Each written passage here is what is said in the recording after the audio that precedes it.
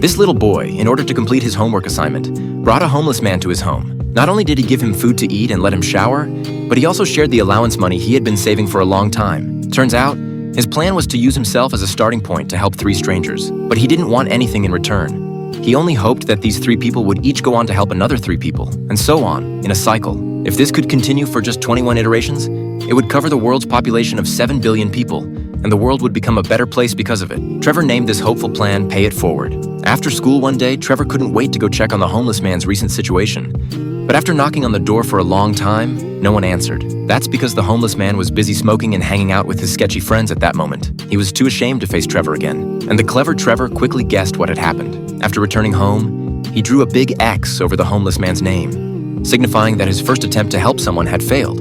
But he didn't give up. After some careful consideration, he decided to make his second target for help Eugene, his teacher. Because after interacting with him for some time, Trevor had keenly sensed that the teacher seemed to be trapped in an invisible cage. So Trevor decided to find his teacher a companion, and he had already settled on the perfect candidate, his own divorced mother, Arlene. Subsequently, he invited the teacher over to their house under the pretense that it was his mom's idea. When the teacher arrived as planned, Trevor pretended to feel unwell and hid in his room, creating an opportunity for them to be alone together. An awkward atmosphere spread between the two of them as they sat stiffly on the couch making small talk. At this point, Trevor secretly came out and lit romantic candles on the dining table. Seeing this, the 2 adults became even more embarrassed. In the end, they hastily chatted for a few minutes before ending this encounter. This made Trevor very angry. He didn't understand why his mom always messed things up. Didn't she want to start a new life? Trevor kept blaming his mom, asking if she was still waiting for his alcoholic father to come back. I don't want you to love me. I hate the way you look. Trevor, I hate you need the to way stop. You smell. I hate the way you are. I hate that you're my mother.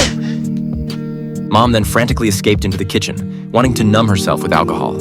However, just a few seconds later, she painfully vomited it all out, because in that moment, she finally realized that alcohol can't solve problems. Later that night, she gently knocked on her son's bedroom door, wanting to apologize, only to find it had long been empty. So she immediately sought help from her friends, but they were either drunk or weren't answering their phones. Left with no choice, Arlene could only turn to Eugene for help.